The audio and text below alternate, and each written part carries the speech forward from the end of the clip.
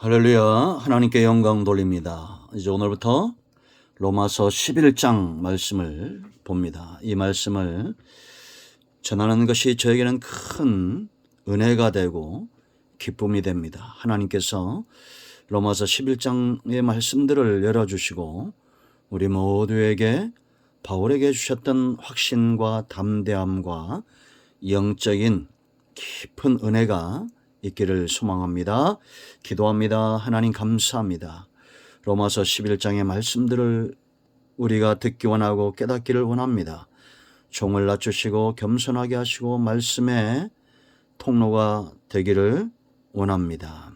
말씀하실 하나님을 찬양합니다. 영상을 통해서 접하는 모든 주의 백성들을 하나님께서 축복하시고 이 말씀의 깊은 것들을 깨닫게 하옵소서. 예수님의 이름으로 사모하며 축복하며 취하며 기도합니다.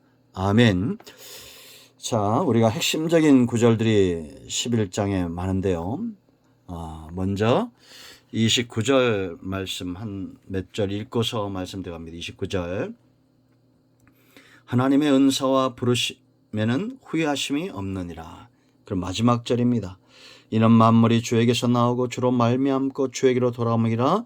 그에게 영광이 세세히 있을지어다. 아멘. 성도가 구원받은 이후에 누릴 수 있는 큰 축복은 성령 하나님께 이끌리는 거다. 제가 분명히 말씀드렸습니다. 세상과 다른 겁니다.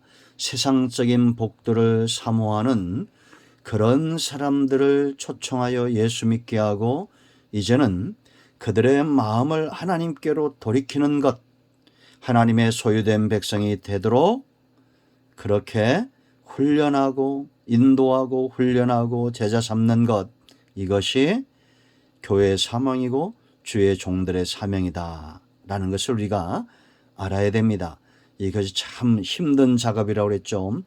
일생을 세상에서 살아왔던 사람들, 세상을 사랑하고 그곳에 소망을 두며 연약한 세상이 주는 믿음을 쫓아 살던 자들을 이제는 하나님의 소유된 백성으로 삼는 것, 성령께서 포기하지 않고 저와 여러분 가운데 역사하시는 일이다. 이렇게 보시면 되겠습니다. 여러분 8장에서 성령의 나타남과 그 능력을 이야기했고 이제 9장과 10장과 11장 이 세 장은 이스라엘의 구원에 대해서 다루고 있다라고 말씀을 드렸습니다. 이 하나님의 구속사에서 가장 중요한 것은 그 첫째는 바로 9장의 토기장이 되신 하나님의 주권이다. 그렇게 말씀을 드렸죠. 주권입니다. 하나님께서 토기장이가 그릇을 만들듯이 만들 권한이 하나님께 있다. 이 구속의 모든 역사를 하나님께서 주권, 권세를 가지고 이루어 가신다라는 겁니다. 그런가 하면 10장에서 여호와의 열심이다 라고 우리가 그 열심을 살펴봤죠. 순종치 아니하고 거슬러 말하는 백성에게 종일 손을 내미는 이 하나님의 열심에 붙잡힌 사람들, 바로 오늘날 저와 여러분 전도자들이다라는 겁니다. 이제 마지막 11장에서 우리가 11장을 한마디로 말한다면 하나님의 신실하심이다라는 겁니다. 하나님은 부르심, 은사와 부르심에 후회하심이 없다라고 29절 말하죠. 왜냐? 하나님이 신실하게 그 모든 것들을 이루어 가시기 때문이다라는 겁니다. 창조하시고 구속하시고 섭리하시고 이 모든 구속사의 과정에 하나님은 절대 후회가 없을 것이다. 우리가 여러분 후회한다는 것은 실패할 때 나오는 거죠. 싸움에서 패했을 때 나오는 겁니다. 하나님은 절대 후회하심이 없습니다. 인자도 인생도 아니시기 때문이고 사단에게 절대 지지 않는다라는 겁니다.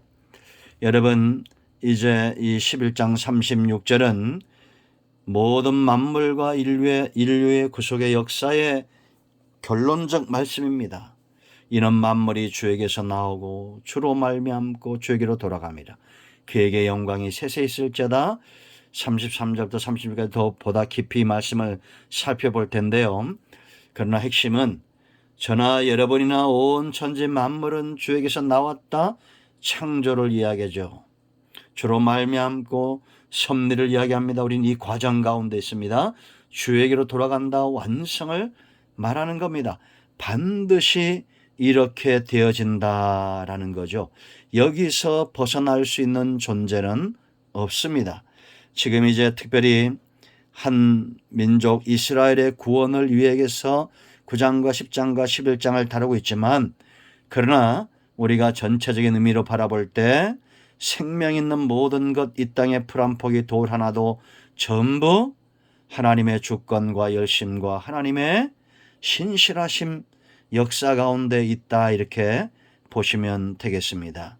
사람은 신실하지 않죠. 때로 우리는 사람들을 통해서 큰 어려움들을 겪습니다. 믿을 수 없는 사람들이 많습니다. 그러나 하나님은 절대 신뢰할 수 있는 분이다 라는 확신을 가져야 됩니다. 우리 모두가 하나님의 은혜와 능력 가운데 붙들림 바 되는 우리 모두가 되어야 될 줄로 믿습니다. 하나님은 여전히 우리 가운데 신실하시고 하나님의 선하신 뜻을 이루어 가신다라는 사실을 믿어 의심치 않는 것이 중요합니다. 이제 바울이 11장을 끝내면서 9장과 10장과 11장을 끝내면서 바울에게 보여주는 것은 뭐냐? 확신, 담대함, 복음을 부끄러워하지 않고 담대히 선포하는 이 믿음이 놀랍다라는 겁니다. 그래서 1절 말씀 보면 내가 말하노니 하나님이 자기 백성을 버리셨느냐? 그럴 수 없다라고 분명히 말하고 있죠. 그래서 전체적으로 우리가 이제 이 부분들을 11장을 살펴보면 11장 1절로 6절부터 하나님은 자기 백성을 버릴 수 없다라고 분명히 말하고 있다라는 겁니다. 그리고 7절부터 12절까지는 이스라엘은 절대 실족하지 않는다. 11절 말씀 보세요. 그러므로 내가 말하노니 그들이 넘어지기까지 실족하였느냐? 그럴 수 없다라고 말합니다. 이 바울의 확신이죠. 하나님은 자기 백성을 버리실 수 없고 그들은 절대 실족할 수 없다라고 분명히 말하고 있다라는 겁니다. 이게 7절로 이제 12절까지 그렇게 말하고 있고 13절로 24절까지는 핵심을 보겠습니다. 하나님은 이방인들의 구원을 이야기하면서 자 23절 24절의 핵심인데요. 이 돌감람 넘어 찰감람에 비유하면서 이스라엘은 원가지다라고 말합니다. 이방인들은 접붙임을 당한 가지죠. 이스라엘의 불순종으로 인해서 원가지의 가지 몇 가지가 잘라지고 그곳에 이방인들이 접붙임을 당했는데 이방인들은 절대 교만하면 안 된다는 거예요. 왜냐? 하나님은 원가지들을 더 아끼고 있다라는 거죠. 하나님의 긍휼과 신실하심을 이야기하고 그 25절부터 32절까지는 하나님의 긍휼하심에 대해서 이야기합니다. 그래서 이런 우리가 하나님의 믿음, 하나님의 신실하심, 우리가 믿음직스러운 이 모습과 하나님의 긍휼하심은 절대 떨어질 수가 없다라는 겁니다. 사람들이 순종하지 않았기 때문에 3절부터 말씀을 먼저 보면 너희가 전에 하나님께 순종하지 아니하더니 이스라엘이 순종하지 아니하므로 이제 뭐라 말합니까? 긍휼을 입었다는 겁니다. 세상 잣대로 우리가 하나님을 판단할 수 없다는 겁니다. 하나님은 순종치 않는 자들을 긍휼히 여기시고 믿음 없는 자들을 향해서 하나님의 신실한 언약을 지켜가시는 분이다라는 겁니다. 이 모든 구속사의 과정을 깨닫고 바울이 이제 확신 있게 33절부터 35절까지 깊도다 이렇게 말합니다. 하나님을 찬양하며 이 11장을 끝내고 있다라는 겁니다. 이제 우리가 11장을 끝내면서 하나님의 이 깊은 것들을 확신하고 찬양하는 그런 은혜 가운데 깨달음 가운데 우리가 서야 될 줄로 믿습니다. 아멘. 기도합니다. 하나님 감사합니다. 이 말씀대로 되기를 원합니다. 우리가 로마서의 말씀들을 묵상하고 이제 11장을 끝내면서는 마지막에 바울과 같은 확신과 감사가 있게 하옵소서. 하나님의 일하심을 찬양합니다. 예수님의 이름으로 사모하며 축복하며 기도합니다. 아멘. 이제 아프신 분들은 아픈 부위에 문제 있는 분들은 가슴에 손 얹으시기 바랍니다.